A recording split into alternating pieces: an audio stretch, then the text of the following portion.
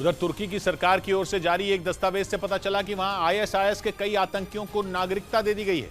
तुर्की सरकार ने कुछ दिन पहले वहां के कई लोगों की संपत्ति जब्त की थी और एर्दोआन सरकार ने इसी कार्रवाई से जुड़े दस्तावेज जारी किए, जिनसे पता चला कि तुर्की ने कई आईएसआईएस आतंकियों को अपनी नागरिकता दे दी है, क्योंकि जिन 17 लोगों की संपत्ति जब्त की गई उनमें 16 तुर्की के नागरिक हैं और उन 16 में 14 आईएसआईएस के आतंकी हैं। तुर्की की सरकार ने बयान जारी किया कि वो आईएसआईएस से जुड़े लोगों की संपत्ति जब्त कर रही है, लेकिन इसी बयान ने एर्दोआन के विरोधियों को उन पर उंगली उठाने का मौका दे दिया, क्योंकि जिन आतंकियों की संपत्ति जब्त हुई उनके पास तुर्की की नागरिकता थी और पिछले कई साल में उन्होंने तुर्की में जमीन खरीदी।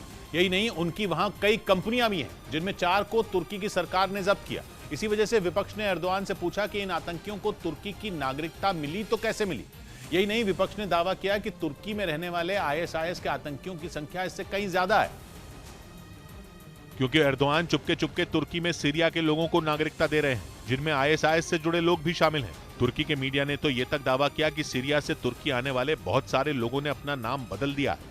इसके अलावा एक रिपोर्ट में जानकारी दी गई कि इस साल अक्टूबर तक करीब 36 लाख लोग सीरिया से तुर्की आ चुके हैं, जिनमें करीब 2 लाख लोगों को तुर्की की नागरिकता मिल चुकी है। जबकि विपक्ष ने दावा किया कि ये नंबर इससे कहीं ज्यादा है, क्योंकि एर्दोआन 2023 में होने वाला चुनाव जीतना चाहते हैं और वोट बढ़ाने के लिए सीरिया के लोगों को धड़ाधड़ तुर्की में घुसा रहे हैं।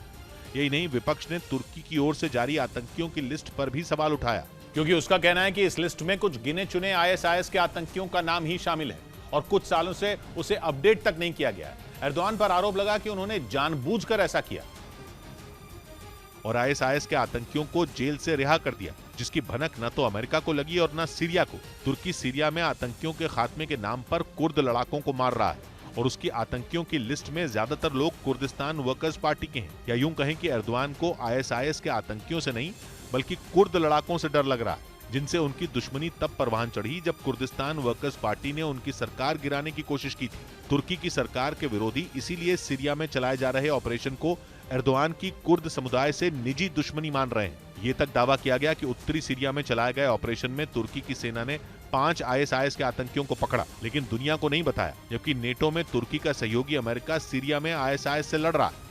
इधर महाराष्ट्र सरकार ने एक्टर रितेश देशमुख और उनकी पत्नी जेनेलिया की कंपनी को मिले 116 करोड़ रुपए के लोन के मामले की जांच के आदेश दे दिए। दोनों की कंपनी पर बैंकों से कर्ज मिलने में गड़बड़ी का आरोप लगा है, जिसके बाद उनकी कंपनी देश एग्रो प्राइवेट लिमिटेड को मिले लोन की जांच के आदेश दे दिए गए।